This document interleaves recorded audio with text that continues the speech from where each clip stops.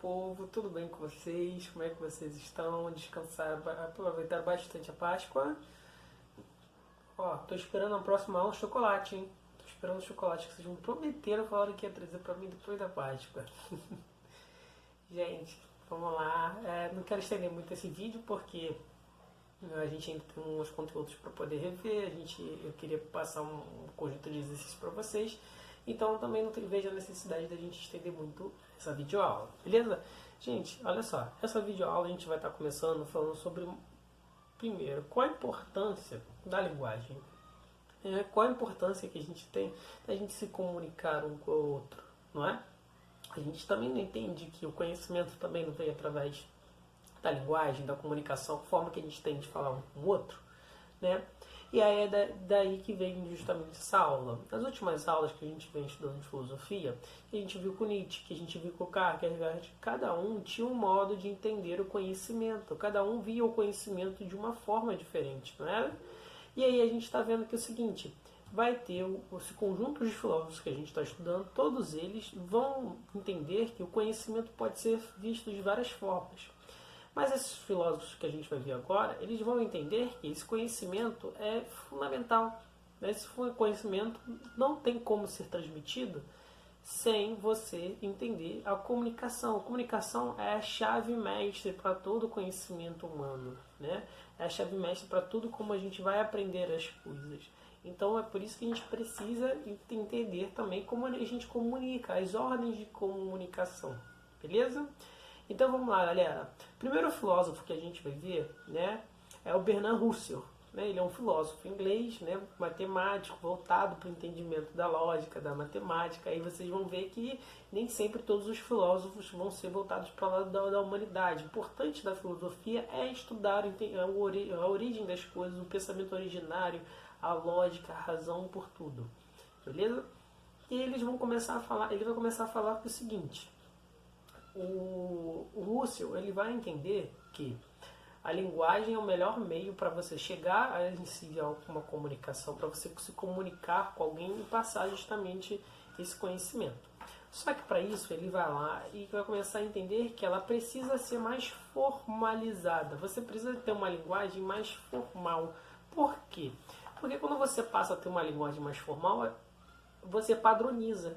Né? É você criar uma forma sobre alguma coisa. Né? E você está padronizando e as outras pessoas aprendem justamente essa padronização. Exemplo disso, quando vocês estão em casa, vocês aprendem justamente a linguagem informal, a linguagem que vocês vão aprendendo ali ao longo da vida. Né? Quando vocês chegaram à escola, como vocês tinham uns 4, 7 anos, né? Alguns chegaram um pouquinho mais cedo, vocês já sabiam falar, vocês já sabiam entender o que as pessoas estavam falando, vocês ainda não sabiam escrever. Mas vocês já sabiam ler, vocês sabiam se comunicar. Né? E a escola tem um papel fundamental nisso, galera, porque a escola vai ensinar vocês justamente essa escrita formal, essa escrita padronizada, tá bom? E essa padronização é extremamente importante porque você vai facilitar esses meios de comunicação.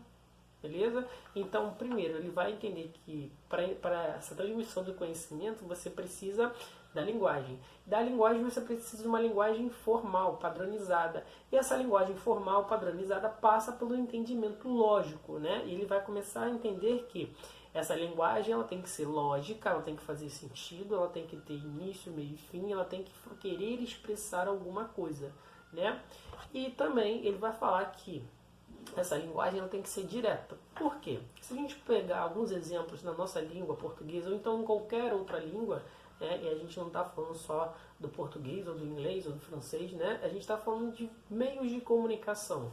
Ele vai falar que você precisa ser direto, porque a própria linguagem ela engana a gente. Por exemplo, tem um exemplo mesmo que ele deu, né, que está até no livro de vocês. Se vocês quiserem acompanhar, pode acompanhar essa aula lá pela página 412, beleza?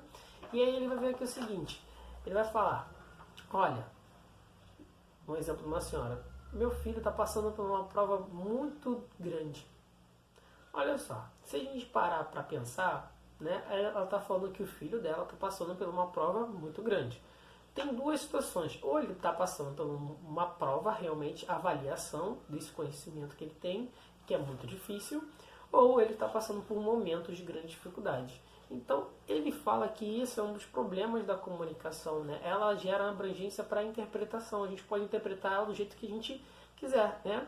Só que aí ele fala que justamente o problema da comunicação, da linguagem, é você não dar oportunidades para justamente interpretar. Né? E aí vocês podem perguntar para o Marcelo, para a Amanda, como é que eu posso fazer uma comunicação? Qual a importância dessa minha comunicação formal, tá bom? Porque se a gente padroniza, todas as pessoas entendem, a gente se comunica com mais clareza, com mais entendimento.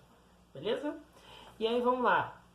E ele vai falar que, né, que essa ideia dessa formalizada é a comunicação social, que as pessoas possam entender. E aí você tem essa comunicação social através da linguagem, através dos símbolos, através de imagens, né? E aí ele também pensa nesse mesmo modo, né, de classificação, de enumeração, né, de comunicar, de ter um enunciado claro, né? E aí quando eu falo assim, seja bem-vindo ao restaurante, eu posso falar de vários restaurantes.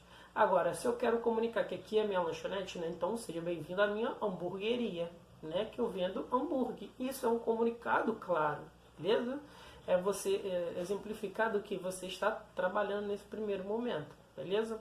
Isso é importante porque as formas de como a gente se comunica, não dando espaço justamente para interpretações, o que eu estou querendo dizer justamente vai ser passado diretamente, né? Melhor exemplo disso, se a gente estivesse em sala de aula, seria fazer um telefone sem fio, né? O quanto, mesmo numa frase que a gente vai passando para as outras pessoas, se não ficar bem claro o que eu estou falando, no final ele fica diferente, né? Por quê? Porque a gente tem problemas para poder ouvir e reproduzir, ouvir e reproduzir. Então, quanto mais claro eu for para poder reproduzir alguma coisa e produzir um conhecimento, né, mais também ele chega mais claro para outra pessoa. Beleza? E aí, vamos lá.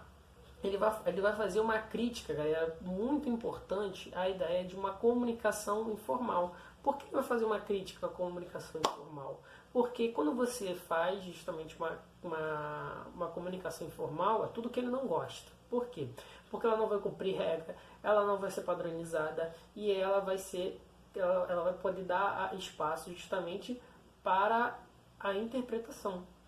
Então, qual é o problema? Ele fala, olha, como ele é matemático, uma linguagem formal sai da lógica, as pessoas não se comunicam claramente e não tem objetividade, não é direta. Você tem que interpretar, você tem que ler as questões corporais, né? E aí é por isso que ele acha que a comunicação informal é um fracasso para a humanidade, beleza? Por isso que ele tem uma forte crítica para a comunicação informal.